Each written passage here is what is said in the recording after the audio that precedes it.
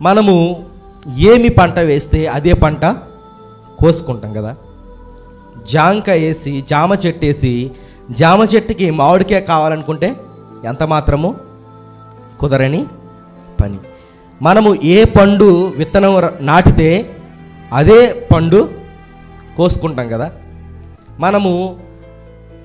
కానీ క్రైస్తవ జీవితానికి వచ్చేటప్పటికి మనము ఎట్లా ఉంటామంటే, మనము నాటే విత్తనాలు వేరే విత్తనాలు, కానీ మనం ఆశించే ఫలాలు వేరే ఫలాలు.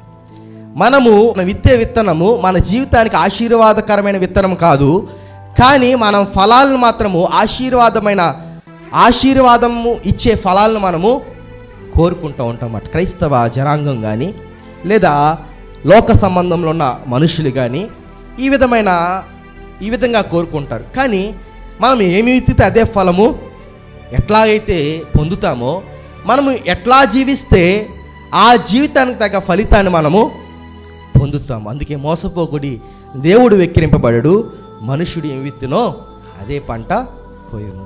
రోజున ప్రపంచ దేశాలను మనం చూస్తున్నప్పుడు ప్రతి దాంట్లోనూ మోసం ఉంది కదండి.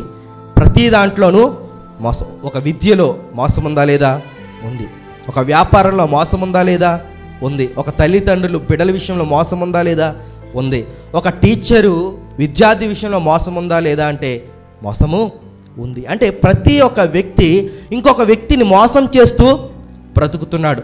మాస్టర్ టీచర్ ఏమో విద్యార్థిని మోసం చేసి బ్రతుకుతున్నాడు. విద్యా సంస్థలు తల్లిదండ్రులు మోసం చేసి బ్రతుకుతున్నాయి. ప్రభుత్వాలు ప్రజలను మోసం చేసి ఆ ప్రభుత్వాలు నడిపించుకుంటున్నాయి. లేదా కుటుంబాలు బిడ్డల్ని మోసం చేసి నడిపించుకుంటున్నారు. లేదా బిడ్డల కుటుంబ తల్లిదండ్రులు మోసం చేసి పబ్బం గడుపుతున్నారు. లేదా కూలీలు తన మీద యజమానులు మోసం చేసి బ్రతుకుతున్నారు. లేదా యజమానులు కూలీలు మోసం చేస్తూ బ్రతుకుతున్నారు. ప్రతి చోట ప్రపంచం అంతా ఎట్లా బ్రతుకుతుందంటే మోసంతోటే బ్రతుకుతుంది. మోసం లేదా అని చెప్పడానికి వీల్లేదు. ప్రతి చోట మనం కొన్న ప్రతి వస్తువులోనూ మోసం. బంగారం విలువైనది, ఆ బంగారం మనం కొనుక్కుంటాము, ఇది నాణ్యమైన బంగారం అని. ఆ బంగారంలో కల్తీ లేని బంగారం అని ఎవరైనా రుజువుపరచగలరా? మనం కొనుక్కునే బంగారంలో కూడా కల్తీ ఉంది. మనం తాగే పాల్లో కూడా కల్తీ ఉంది. ప్రతి దాంట్లోని కల్తీ, ప్రతి దాంట్లోనూ మోసము. దేవుడు అంటున్నాడు ఇవన్నీ ప్రపంచంలో జరుగుతాయి. ఆనాటి సృష్టి ప్రారంభం మొదలుకొని ఇప్పటి వరకు ఒక మనిషి ఒకరిని మోసం చేస్తూనే బ్రతుకుతున్నాడు. కానీ వాస్తవానికి ఏంటంటే, ఒక వ్యక్తిని మోసం చేస్తున్నాము అని బ్రతుకుతున్నప్పుడు ఆ వ్యక్తి తను తాను మోసం చేసుకుంటున్నాడని మనకు అనిపిస్తుంది. ఎదుటివాడిని మోసం చేస్తున్నానని, కానీ మనమే మోసపుచ్చుకుంటున్నాం అన్నమాట. అందుకంటున్నాడు కదా, మోసపోకుడి, దేవుడు వెక్కిరింపబడు, మనుషుడు ఏమి విత్తునో అదే పంట. బైబిల్ గ్రంథంలో మోసం చేసి మోసపోయిన వాళ్ళు అనేక మంది బైబిల్ గ్రంథంలో మనకు అనేక మంది ఉదాహరణలు కనిపిస్తూ ఉంటారు. తండ్రికి ఎట్లా అయితే 100 సంవత్సరాలకి ఇస్సాకు పుట్టాడో, ఆ విధంగానే ఇస్సాకు కుమారుడు పుట్టడం విషయంలో లేట్ అయింది. ఇంచుమించు 20 సంవత్సరాలు ఆలస్యమైంది. 20 సంవత్సరాలు ఆలస్యమైనప్పుడు తండ్రి దేవుని దగ్గర తన యొక్క కుమారుని కోసము లేదా బిడ్డల కోసము దేవుని ఎదుట ప్రార్థన చేస్తున్నప్పుడు దేవుడు ఇస్సాకుని రిబ్కాని దర్శించి వాళ్ళకి ఎవరిని ఇచ్చాడు? కవల పిల్లల్ని అనుగ్రహించాడు. ఆ కవల పిల్లలు తన యొక్క జ్యేష్ఠత్వం కోసము కడుపులోనే వాళ్ళిద్దరూ పోట్లాడుకున్నట్లుగా లేదా వాళ్ళు గొడవ అన్నట్లుగా మనం లేఖనాల్లో మనము చూస్తాం కదా. పెరుగులాడినట్టుగా గర్భంలో నుండి వచ్చిన బిడలు. యాకోబు యాసావులు మనకు తెలుసు. పెద్దవాడు యాసావు, చిన్నవాడు యాకోబు. తన గర్భంలో నుంచి వచ్చినప్పుడు యాకోబు యాసావు యొక్క కాలు పట్టుకుని రావడం మనము లేఖనాల్లో చూస్తాం.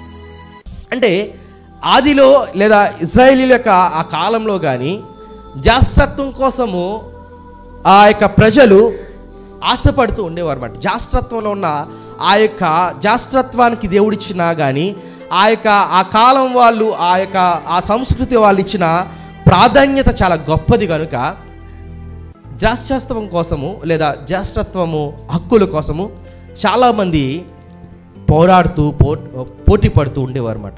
యాకోబు యాసావులు కూడా ఈ జ్యేష్ఠత్వం కోసం వాళ్ళు ఆశపడుతూ ఉండేవారు. అయితే యాకోబు ఏమో చిన్నోడు కాబట్టి తల్లికి క్లోజ్గా ఉండేవాడు, యాసావు ఏమో తండ్రికి క్లోజ్గా ఉండేవాడు. యాసావు ఏమో కష్టపడే స్వభావం కలిగిన వాడు కాబట్టి అతడు వేటగాడు కాబట్టి యాసావు వేట పని చేసుకుంటూ అతడు బ్రతికేవాడు, అడవికి వెళ్ళి వేటాడేవాడు. యాకోబు తన తల్లి దగ్గరే ఉంటూ తన తల్లికి సహాయం చేస్తూ ఇంట్లో వంట పనులు చేస్తూ ఉండేవాడు అన్నమాట. ఆ విధంగా ఉన్నప్పుడు తల్లి యాకోబును ప్రేమించేది, యాసావు ఏమో తన యొక్క యాసావునేమో తన యొక్క తండ్రి ఇస్సాకు ప్రేమిస్తూ ఉండేవాడు అన్నమాట. ఈ విధంగా జరుగుతున్నప్పుడు ఒక రోజున యాసావు ఎక్కడికి వెళ్ళాడు? వేటకి వెళ్ళాడు. వేటకెళ్ళి తాను చాలా కష్టపడ్డాడు, ఎండలో మాడిపోయాడు, శ్రమ పడ్డాడు, చెమట ఓర్చి పనిచేశాడు, కానీ ఫలితం దక్కలేదో లేదో కానీ తెలియదు. కానీ అతడు ఇంటికి వచ్చేటప్పటికి చాలా ఆకలితో ఉన్నాడు. ఎలా ఉన్నాడు? ఆకలితో ఉన్నాడు. ఆకలితో ఉన్నప్పుడు ఇతడు ఆహారం కోసం ఎదురు చూస్తున్నాడు. నాకు ఇప్పుడు ఒక మంచి ఆహారం దొరికితే నేను తిని నా ఆకలిని తీర్చుకుందని ఆ విధమైన ఆలోచనతో ఉన్నప్పుడు అప్పుడే యాకోబు ఒక ఎర్రని కూరను తయారు చేశాడు. ఎర్రని కూర తయారు చేసి అది చూడ్డానికి ఎలా కనిపిస్తుంది? ఎర్రెర్రగా కనిపిస్తుంది. అది మాంసం కూర అనుకున్నాడో లేదా ఇంకా శ్రేష్టమైన కూర అనుకున్నాడో కానీ అతడు అది లోపల అది చిక్కుడుకాయ కూర అనే విషయం ఎవరికి తెలియలేదు, యాసావుకి. అంటే పైకి అది ఎలా కనిపిస్తుంది? ఎర్రగా కనిపిస్తుంది, మసాలాలు వేసి ఉండాడేమో, కానీ లోపల అది చిక్కుడుకాయ కూర. ఆ చిక్కుడుకాయ కూర కోసం ఎర్రగా ఉందని రాశాడు, కానీ అక్కడ ముందు అతని విషయం ఏంటంటే అది చిక్కుడుకాయ కూర. ఇప్పుడు నీకు ఈ కూరని ఇస్తాను, కానీ ఏం చేయాలి? నీ జ్యేష్ఠత్వాన్ని నాకు ఇస్తావా? ఇస్తేనే నీకు కూర వేస్తా, కూర పెడతా. అంటే ఆ కూర కోసము తన యొక్క జ్యేష్ఠత్వాన్ని ఏం చేశాడు? అమ్మేసుకున్నాడు. అంటే యాకోబు అది చిక్కుడుకాయ అనే విషయం తెలుసు, కానీ యాసావుకి ఎట్లా చూపించాడు? అది శ్రేష్టమైన నాన్ వెజ్లా చూపించాడు, మాంసం కూరలాగా చూపించాడు. ఇది చిక్కుడుకాయ కూర అంటే మనోడు దానికి ఆశపడుదుడా? ఆశపడేవాడు కాదు. కానీ అది ఇచ్చి జ్యేష్ఠత్వాన్ని పొందుకునేంత వరకు, ఆ విషయము తినేంత వరకు ఎవరికి తెలియలేదు? యాసావుకి పోయాడు కదా, మోసం చేశాడు. ఇతడు తన కూర కోసము తన యొక్క జ్యేష్ఠత్వాన్ని అమ్మేసుకున్నాడు. అంటే ఉన్నతమైన ఫలాలని, దేవుడిచ్చిన ఉన్నతమైన ఆధిక్యతల్ని మనం కొన్నిసార్లు ఈ చిక్కుడుకాయ కూరను అమ్మేసుకున్నట్టు ఈ మన జీవితాలను కూడా అట్లాగా అమ్మేసుకుంటామంటామాట. అది మనము ఆ క్షణాన మనం ఫలితము పొందేటట్లు అనిపిస్తుంది. ఆ క్షణాన మనకి ఇదే ఆశీర్వాదం అన్నట్లు అనిపిస్తుంది, కానీ అది మనకి ఎంత మాత్రము శ్రేష్టమైనది కాదు. శ్రేష్టమైనది అనుకుని మనము చాలాసార్లు ఏమవుతామంటే మోసపోతూ ఉంటాం అన్నమాట. మోసపోకుడి దేవుడి విక్రింపబడు, మనుషుడు ఏమి విత్తున్నది పంట. మనకి లోకంలో కనిపించేదంతా ఏంటది? మోసం కదా, మోసం. లోకంలో కనిపించేదంతా మోసము. కానీ అది మనకి ఎట్లా కనిపిస్తుంది అంటే ఆకర్షణీయంగా కనపడుతుంది. యవనస్తులకు కానీ ప్రతి ఒక్క విశ్వాసులకు కానీ ఎట్లా కనిపిస్తుంది అంటే అది ఆ క్షణాన ఫలితంగా ఉపయోగకరంగా అనిపిస్తుంది, కానీ దాన్ని వెనకాల ఎంత చేదున్నది మనకి అందులోకి దిగితేనే కానీ అర్థం కాదు. దుప్పి నీటి వాగుల కోసం ఎట్లా అయితే పరుగులెడతా ఉంటుందో లోకంలో ఉన్న ప్రజలందరూ కూడా ఆ మోసపూరితంగా కనిపించే ఆ నీటి వాగుల్లాగా కనిపించే ఆ వాటి వైపు మనం పరిగెట్టడానికి ప్రయత్నం చేస్తాం, కానీ దగ్గరికి వెళ్తేనే కానీ తెలీదు అది మోసం. అది ఒక వ్యక్తి ప్రయాణం చేస్తున్నాడంట. అతడు చాలా కొన్ని కిలోమీటర్లు ప్రయాణం చేయాలి. తాడు చేరవలసిన గమ్యము చేరాలంటే ఇప్పుడు ఆ వ్యక్తి ప్రయాణం అవుతున్నప్పుడు ఈ నడక నడుస్తున్నప్పుడు అతనితో పాటు వాటర్ బాటిల్ తీసుకెళ్తున్నాడు అన్నమాట. 1 లీటరో లేదా 5 లీటర్ల బాటిల్ తీసుకెళ్తున్నాడో తెలియదు, కానీ మొత్తం మీద అతను ఏం తీసుకెళ్తున్నాడు? వాటర్ తీసుకెళ్తున్నాడు. ఎందుకంటే భయంకరమైన ఎండలో, భయంకరమైన ఉష్ణోగ్రతలో అతడు ప్రయాణం చేస్తున్నాడు కనుక నీళ్ళు ఎక్కడ దొరకవు. ఒకవేళ నీళ్లు లేకపోతే తన ప్రాణము సొమ్మచిల్లి పడిపోయే ప్రమాదం ఉంది, అతడు చచ్చిపోయే ప్రమాదము ఉంది. కాబట్టి అతడు ప్రయాణం కూడా ఏం తీసుకెళ్తున్నాడు? నీళ్ళుని తీసుకెళ్తున్నాడు. ఈ నీళ్ళని తీసుకెళ్తున్నప్పుడు ఇతడు ప్రయాణంలో ఒక ఎడారి ప్రాంతము వచ్చింది. ఇప్పుడు రోడ్డు అంతా అయిపోయింది, ఇప్పుడు ప్రజలందరూ నివసించే ప్రాంతము అయిపోయింది. ఇప్పుడు ఇతడు గమ్యం చేరాలంటే ఒక ఎడారిని అతడు దాటాలి. ఇప్పుడు ఎడారి దాటకుండా తను చేరవలసిన గమ్యాన్ని అయితే అతడు చేరలేడు. అయితే ఎడారిలో ఎక్కడ నీళ్ళుండవు, ఎడారిలో ఎక్కడ ఏ మనుషుడు నివాస యోగ్యం కాని ప్రాంతం అది, ఇసుక తప్ప ఏమీ కనిపించని ప్రాంతము, భయంకరమైన ఉష్ణోగ్రత, భయంకరమైన ఎండ, ఆ యొక్క ఎండ దెబ్బ తగులుతున్న సమయం అది. అలాంటి సమయంలో ప్రయాణం చేస్తున్నప్పుడు ఇతడు ఆ ఎడారి గుండా ప్రయాణం అవుతున్నాడు. నీళ్లు దొరకకపోతే వెంటనే అతడు సొమ్మచిల్లి చచ్చిపోయేసే ప్రమాదము ఉన్న ప్రాంతము. అలాంటి ప్రాంతంలో ఇతడు ప్రయాణం చేస్తున్నాడు. ఇసుక తప్ప ఏదీ కనిపించలేని ప్రదేశము. అటువంటి ప్రదేశంలో ఇతడు ప్రయాణం చేస్తున్నప్పుడు ఇతడు గమ్యస్థానాన్ని గుర్తుపెట్టుకుని ప్రయాణం చేస్తున్నాడు. కానీ మధ్యలో, ఎడారి మధ్యలో ఒక రాశి కనపడింది. ఇసుక రాశి ఉండవలసిన ప్రదేశంలో ఏమి కనిపించింది అతనికి? వజ్రాలు కనపడ్డాయి, కోహినూరు వజ్రాలు కనపడ్డాయి, డైమండ్స్ కనపడ్డాయి. ఇతడు ఒక్కసారిగా ఆ రాశిని చూసి ఆశ్చర్యానికి గురయ్యాడు. నా జీవితంలో ఒక గొప్ప అద్భుతము జరిగింది, నా జీవితంలో నేను గొప్ప సంతోషాన్ని పొందుకునే సమయము ఏర్పడింది. నేను ఈ మార్గాన్ని వెళ్తున్నప్పుడు ఇక్కడ ఇసుక తప్ప ఏదీ కనిపించడానికి అవకాశం లేని ప్రాంతంలో ఏముంది? ఇక్కడ వజ్రాలు ఉన్నాయి, వైడూర్యాలు ఉన్నాయి. నేను ఇప్పుడు ప్రపంచంలోనే కోటేశ్వరుని. ఇప్పుడు ఇవన్నీ పట్టుకెళ్తే నేను నాకంటే ధనవంతుడు కానీ, నాకంటే గొప్పవాడు కానీ, నాకంటే ఐశ్వర్యవంతుడు కానీ ప్రపంచంలో ఇంకెవడు ఉండడని వెంటనే అతడు గమ్యాన్ని మరచి ఎక్కడికి వెళ్ళాడు? ఆ వజ్రాల దగ్గరికి వెళ్ళాడు. రాశిగా కనపడింది. అతడు అనుకుని ఉంటాడు, నేను ఏదైనా వాహనంతో వస్తే ఇదంతా వేసుకెళ్ళిపోదును అనుకుని ఉంటాడు. కనుక అతడు ఆ వజ్రాలను తీసుకుంటున్నాడు, సంతోషంతో తీసుకుంటున్నాడు. ఆ వజ్రాల్ని తన యొక్క జోబుల్లోకి నింపుకున్నాడు. ఇంకేం చేశాడు? ఆ వజ్రాలను ఏం చేశాడు? ఎట్లా పట్టుకెళ్ళడానికి సంచి లేదు ఇతని దగ్గర, ఏమీ లేదు. కాబట్టి ఇతని దగ్గర ఉన్నది ఏంటి? Water bottle. ఇప్పుడు ఏం చేశాడు? ఆ నీళ్ళన్నీ ఏం చేశాడు? వంపేశాడు. కోట్ల రూపాయలు విలువైన వజ్రాలన్నింటిని ఏం చేసుకున్నాడు? ఇప్పుడు బాటిల్లో నింపేసుకున్నాడు. నింపేసుకుని ఆనందంతో, సంతోషంతో నా జీవితము మారిపోయింది, నేనెంత గొప్పవాడిని, ఎంత ధన్యమైన జీవితాన్ని చేసుకున్నానని సంతోషంతో అడుగులో అడుగు వేస్తున్నప్పుడు అతడికి కాళ్ళు కాలుతున్నాయి, అతడి చెమట పట్టుతుంది, డిహైడ్రేట్ అయిపోతుంది. ఇప్పుడు అతడికి ఏం కావాలి? నీళ్ళు కావాలి. ఇతడు కోట్ల రూపాయల విలువైన వజ్రాలు తన దగ్గర ఉన్నాయి, కోట్ల రూపాయల విలువైన వజ్రాలు తన దగ్గర ఉన్నాయి. ఇప్పుడు ఈ వజ్రాలు ఆయన ప్రాణాన్ని ఏ విధంగానూ తృప్తిపరచలేవు కదా, ఏ విధంగానూ సంతృప్తిపరచలేవు.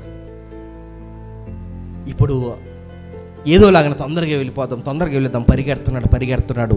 ఎంతకీ అది రావట్లేదు. పడ్డాడు, సొమ్మచిల్లిపోయాడు. ఆ ఎండ, భయంకరమైన ఉష్ణోగ్రత మధ్యన అతడు చచ్చిపోయాడు. ఆ వజ్రాల మధ్యలో అతడు ఏమైపోయాడు? చచ్చిపోయాడు. అంటే అతడి దగ్గర వాటికంటే విలువైంది ఉంది. అది 20 రూపాయల వాటర్ బాటిల్ అనుకున్నాడు. కోట్ల రూపాయలని కళ్ళ ముందు ఉన్నాయి. ఇప్పుడు ఏం చేయాలి? ఈ 20 రూపాయల నీళ్ళు కోసం నేను ఈ కోట్ల రూపాయలను ఎట్లా విడిచిపెట్టాలనుకున్నాడు. ఈ 20 రూపాయల వాటర్ బాటిల్ని విడిచిపెట్టేశాడు, వాటర్ పడేశాడు. ఇప్పుడు కోట్ల విలువైనవి ఏమో ఆ బాటిల్ వేసుకున్నాడు. ఇప్పుడు ఆ కోట్ల విలువైనది ఆ ప్రాణాన్ని రక్షించలేదు కదా. ఆ బాటసారి ఏమయ్యాడు? మోసపోయాడు కదా. ఆ బాటసారి దగ్గర విలువైనదే ఉంది, తన ప్రాణాన్ని రక్షించి తన గమ్యాన్ని చేర్చే నీళ్ళు ఉన్నాయి, నీతి ఉంది, యథార్థత ఉంది, భక్తి జీవితం ఉంది. వాటిని అన్నిటినీ తుచ్చమైన, తన జీవితానికి ఏ విధంగానూ విలువ కాని దానికోసం తన జీవితాన్ని ఏ విధంగానూ గొప్ప పరిస్థితులు గమ్యాన్ని చేర్చలేని ఆ వజ్రాల కోసము విలువైన దాన్ని ఏం చేశాడు? పెంటగా ఎంచుకున్నాడు. అతనికి ఏ విధంగానూ అతని జీవితానికి ఉపయోగం కానిదేమో విలువగా ఎంచుకున్నాడు. లోకంలో అందరి యొక్క పరిస్థితి ఈ బాటసారి లాగానే ఉంటుంది అన్నమాట. ఈ బాటసారి యొక్క జీవితం లాగానే అందరి జీవితాలు ఉంటాయి. మనకి ఆ క్షణాన్న ఆ విలువైనదే, ఆ వజ్రాలే మన జీవితానికి మేలుకరంగా అనిపిస్తుంది. అదే మనకు సంతోషాన్ని ఇచ్చేదిగా కనిపిస్తుంది. అదే మన జీవితానికి సంతృప్తినిచ్చేదిగా కనిపిస్తుంది.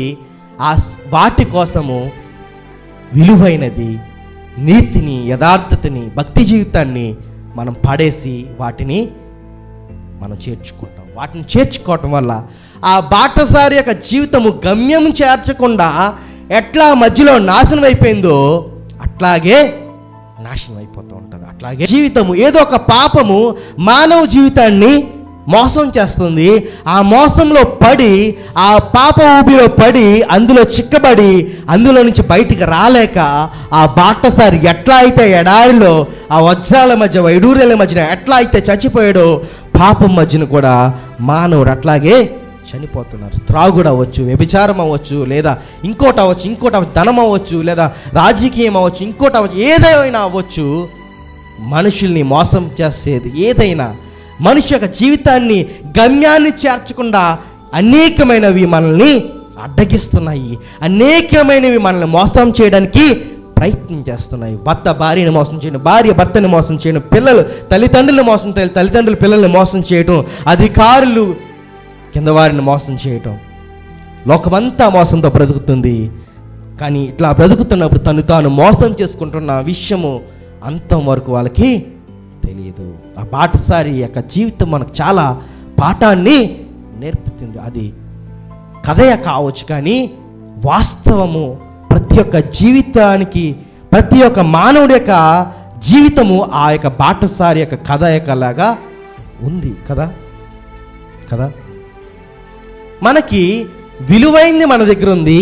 నీలిలాంటి విలువైన జీవితాన్ని విడిచిపెట్టి ఆ క్షణాన్న విలువైనదిగా వజ్రాలు, వైడూర్యాలు మనకి కనిపించినప్పుడు అదే మనకు సంతోషాన్ని ఇస్తాయి అనుకుంటాము. కానీ అదే మన జీవితాన్ని నాశనం చేసేస్తాయి. అంటే ఆ వజ్రాల ప్లేస్లో మనం ఏదైనా పెట్టుకోవచ్చు. లోకంలో ఉన్న పాపం ఏదైనా పెట్టుకోవచ్చు కదా. నీళ్ళు ప్లేస్లో నీతి, యథార్థత, భక్తి జీవితము, దేవుడు. దాన్ని విడిచిపెట్టేసి మనం చాలా, అంటే మనం అనుకుంటాము నీళ్ళు పారేసేసాము, వాటర్ బాటిల్ ఉంది, ఈ నీళ్ళు పారేసేసాము, ఈ బాటిల్ మనతోటే ఉంది కదా, దేవుడు మనతోటే ఉన్నాడు కదా అనుకుంటాము. కానీ ఈ నీళ్ళు లేనప్పుడు దేవుడు మనతోటే ఉన్నాడనే భ్రమలో మాత్రమే మనము ఉంటున్నాం అన్నమాట. ఆ నీళ్ళు లేకుండా ఆ దేవుడు మనతో ఉన్నాడు అనుకుంటే అది మోసం కదా. కాబట్టి యాకోబు యొక్క జీవితాన్ని మనం జ్ఞాపకం చేసుకున్నప్పుడు అతడు చిక్కుడుకాయ కూర కోసము తన అన్నని, చిక్కుడుకాయ కూర కోసమేమో యాసావు మోసపోయాడు. చిక్కుడుకాయ కూరను చూపించి ఏం చేశాడు? తన అన్నని మోసం చేసి జాస్త్రత్వాన్ని పొందుకున్నాడు. ఇది మొదటి చేసిన తప్పు, యాకోబు చేసిన మొదటి తప్పు. ఇక రెండవ తప్పు మనం చూసుకున్నప్పుడు, ఒక రోజున తన తండ్రి ఎవరిని పిలుస్తాడంటే యాసావుని పిలుస్తాడు. ఇస్సాకు యాసావుని పిలుస్తాడు. యాసావుని పిలిచి అంటాడు, నేను చచ్చిపోయే కాలం దగ్గర అయిపోయింది, నేను చాలా వృద్ధుడిని అయిపోయాను, ముసలోడిని అయిపోయాను కదా, నేను చచ్చిపోతాను రేపో మాపో, కాబట్టి నాకు శ్రేష్టమైన మాంసాన్ని వండుకుని ఒక శ్రేష్టమైన లేక గొర్రె పిల్లని కానీ తీసుకుని నాకు ఆహారం వండి పెట్టి నాకు తీసుకురా, నేను నిన్ను ఆశీర్వదిస్తాను, ఆ ఆహారాన్ని తిని నిన్ను ఆశీర్వదిస్తానని ఎవరితో చెప్పాడు? యాసావుతో చెప్పాడు. ఈ మాట ఎవరిన్నారు? రెబ్కా విన్నది. వంటగదిలో నుంచి రెబ్కా విన్నదన్నమాట. వెంటనే తన యొక్క చిన్న కుమారుడైన యాకోబుని పిలిచి, మరి యాకోబు, మీ నాన్న మీ అన్నయ్యతో ఇట్లా అనటం నాకు విన్నాను, కాబట్టి నువ్వు ఇప్పుడేం చేయాలి? మన దగ్గర మన యొక్క మందలో ఒక దేనాన్ని తీసుకురా, నేను వండి ఇస్తాను, కనుక నీవు తండ్రి దగ్గరికి వెళ్ళి ఆశీర్వాదాన్ని పొందుకుంది. కానీ ఎవరిలాగా వెళ్ళాలి? యాసావులాగా వెళ్ళాలి. యాసావు శారీరకంగా ఎట్లాంటి వాడని మన లేఖనాల్లో ఉంటుందంటే, అతడు రోమము కలిగిన వాడు. అంటే అతడు శరీరం నిండా ఏముంటుంది? బొచ్చు ఉంటుంది, రోమం గలవాడు. కనుక ఇతడు ముసలోడు కనుక, ఎవరు? ఇస్సాకు ముసలోడు కనుక ఇతడి కళ్ళేమీ కనిపించట్లేదు. కేవలము తన యొక్క స్పర్శను చూసి శరీరాన్ని పట్టుకుని మాత్రమే గుర్తించగలడు. స్వరం ద్వారా కూడా కొంత గుర్తించగలడు. అంత పర్టికులర్గా ఏమి స్వరం ద్వారా గుర్తించలేడు. కనుక మోసం చేయొచ్చు. ఇప్పుడు తండ్రి అని ఎవరు సలహా ఇచ్చారు? తల్లి సలహా ఇచ్చింది. కానీ ఈ విషయాన్ని యాకోబు ఒప్పుకున్నట్టుగా మనమేమీ కనిపించట్లేదు. యాకోబు తల్లి చెప్పిన ఈ యొక్క సలహాకి యాకోబు నిరాకరించాడు. కానీ తల్లి యొక్క ఫోర్స్ ఎక్కువగా ఉంది. ఒకసారి చూద్దాం. అది 20 ఆదికాండము 27వ అధ్యాయము 12వ వచనం. ఒకవేళ నా తండ్రి నన్ను తడిమి చూచును, అప్పుడు నేను అతని దృష్టికి వంచకుడిగా తోచిన ఎడల నా మీదకి శాపమే గాని ఆశీర్వాదము తెచ్చుకొనని చెప్పాను. అయినను, ఇది అతని తల్లి, నా కుమారుడా, ఆ శాపము నా మీదకి వచ్చునుగాక, నీవు నా మాట మాత్రం విని పోయి వాటిని నా యొద్దకు తీసుకురమ్మని చెప్పగా. చూసారా, ఇప్పుడు చిన్న కుమారుడైన యాకోబుకి తెలిసింది ఏంటి? అది మంచి పద్ధతి కాదు. ఒకవేళ నేను నా తండ్రి దగ్గరికి వెళ్ళినప్పుడు నన్ను ఒకవేళ గుర్తుపట్టాడనుకో, నేను యాసావుని కాదు యాకోబు అన్న విషయము గుర్తుపట్టాడనుకో, నా మీదకి ఏమొస్తుంది? వంచకుడిగా కనిపిస్తాను. ఆయన దృష్టిలో నేను మోసగాడిగా అయిపోతాను. ఆయన దృష్టిలో నేను వంచకుడిగా, అంటే మోసగాడిగా లేదా దౌర్భాగ్యుడిగా నేను కనిపిస్తాను. కనుక అప్పుడు అట్లా కనుక ఆయన నన్ను గుర్తిస్తే నా మీదకి ఆశీర్వాదం కాదు కదా, శాపం వస్తుంది అంటే తల్లితో ఆ మాట చెప్పినప్పుడు తల్లి అంటుంది, దానికి అంగీకరించకుండా, లేదు ఆ శాపము నా మీదకి వచ్చును గాక అని తాను ఆ మాటని తాను ఏం చేస్తుంది? గద్దించవలసిన ఆమె లేదా కరెక్ట్గా ఉండవలసిన ఆమె ఏం చేస్తుంది? తన కొడుక్కి ఏం చేస్తుంది? మోసం చేయటము నేర్పిస్తుంది అన్నమాట. మోసం చేయటము నేర్పిస్తుంది కదా. ఇక్కడ యాకోబు మోసగాడిగా అవడానికి గల కారణం ఎవరు? తన తల్లే. మనం ఇక్కడ యాకోబు మోసగాడిగా అవడానికి గల కారణం తల్లి. మనము దేవుని దృష్టిలో మోసగాడిగా ఉండడానికి గల కారణము ఏదో తల్లి. మనకి ఏది అడ్డుగా ఉందో చూసుకోవాలి. లోకంలో ఏది అడ్డుగా ఉందో చూసుకోవాలి. మనము దేవుని దృష్టిలో మోసగాడిగా ఉండడానికి గల కారణము ఏదో మనకి తెలుసు. మన హృదయానికి మనకి తెలుసు. దాన్ని గుర్తించి మనము దాన్ని అడ్డగించకపోతే యాకోబు యొక్క జీవితం ఎంత అంటే, యాకోబు చిన్న ఆశీర్వాదం కోసం ఏం చేయడు? మోసం చేయడానికి ముందుకెళ్ళిపోయాడు. కానీ దేవుడు అతనికి ఇచ్చిన వాగ్దానం ఏంటి? నిన్ను ఇశ్రాయేలుగా మారుస్తాను. యాకోబునికి ఇచ్చిన ఆశీర్వాదం ఏంటంటే, దేవుడిచ్చిన ఆశీర్వాదము, దేవుడిచ్చిన ఆ యొక్క గొప్ప ఫలం ఏంటంటే, యాకోబు నిన్ను ఇశ్రాయేలుగా మారుస్తా. ఇశ్రాయేల్ అంటే ఆశీర్వాదము. ఇశ్రాయేలు అనగా ఆశీర్వాదము, ఇశ్రాయేలు అనగా సమృద్ధి, ఇశ్రాయేలు అనగా నిధి. అట్లాంటి గొప్ప పరిస్థితిగా నిన్ను మారుస్తానని ఆయన కోసం ఒక వాగ్దానం చేస్తే ఈయన ఏం చేశాడు? ఇతని తల్లి ఏం చేసింది? చిన్న ఆశీర్వాదం కోసం ఇతడు ప్రయత్నం పరుగులెట్టాడు కదా. అంటే ఇశ్రాయేల్ అంటే గొప్ప ఆశీర్వాదము, ఆ ఆశీర్వాదాన్ని పక్కన పెట్టి ఇప్పుడు చిన్న ఆశీర్వాదం కోసం ఇతడు ప్రయాసపడుతున్నాడు అన్నమాట. ఆ విషయం తల్లి గుర్తించట్లేదు, యాకోబు కూడా ఆ క్షణాన్న గుర్తించలేదు. అందుకే యాకోబు ఇశ్రాయేలుగా మారడానికి చాలా సంవత్సరాలు ఏమైంది? ఆలస్యమైంది. ఇతడు చేసిన మోసం కోసం ఇతడే మోసపోయాడు. ఇతడు అట్లాగే తల్లి చెప్పినట్లుగా కూర వండుకుని ఎక్కడికి వెళ్ళాడు? తండ్రి దగ్గరికి వెళ్ళాడు. తండ్రి ఒక విధంగా డౌట్ పడ్డాడు స్వరాన్ని విని. కానీ అయినా కానీ యాసావు అనుకుని అసలు ఏం చేశాడు? ఇవ్వాల్సిన ఆశీర్వాదాలన్నీ ఇచ్చేశాడు. అప్పుడు తర్వాత యాసావు కూర వండుకుని వచ్చాడు. యాసావు నేనన్నాడు, ఏడ్చాడు, దుఃఖించాడు.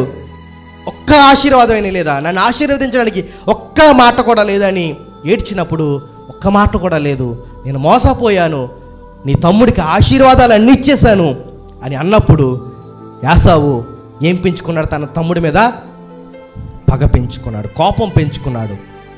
వాడొకప్పుడు నన్ను చిక్కుడిగా కూర చూపించి మాంసం కూర అన్నట్టు నాకు పైకి చూపించి మోసం చేసి నా జాస్త్రత్వాన్ని పొందేశాడు. ఇప్పుడేమో ఆశీర్వాదాలన్నీ పొందేశాడు. కాబట్టి తన పేరుకు తగ్గ జీవితాన్ని మరలా చూపించాడు. యాకోబు మోసగాడు. ఆ మోసాన్ని మరలా తన యొక్క జీవితాన్ని మరలా కనపరుచుకున్నాడు. అన్ని కోపం పెంచుకున్నాడు. కనిపిస్తే ఎక్కడ కనిపిస్తే అక్కడ చంపేద్దామని అని హృదయంలో ఆ భావన వచ్చేసింది. అంటే ఇప్పుడు యాసావు యాసావు యొక్క హృదయం అలా మారడానికి, యాకోబు మోసగాడిగా కారణం అవ్వడానికి గల కారణం ఎవరు? తల్లి కదా. ఇప్పుడు యాకోబు యొక్క హృదయము ఆ విధంగా కఠినపరచబడ్డానికి, యాకోబు మోసగాడిగా అయ్యి పారిపోవడానికి కారణం అవడానికి ఎవరి కారణము? తల్లి కారణము. అంటే దేవుని యొక్క దృష్టిలో మనము ఏది కారణంగా ఉంది? ఆనాడు యాకోబు యాసావులకి తన తల్లి కారణమైంది దేవుని దృష్టిలో విరోధంగా అవడానికి. మనము దేవుని దృష్టిలో దూరం అవ్వడానికి ఏది కారణంగా ఉంది?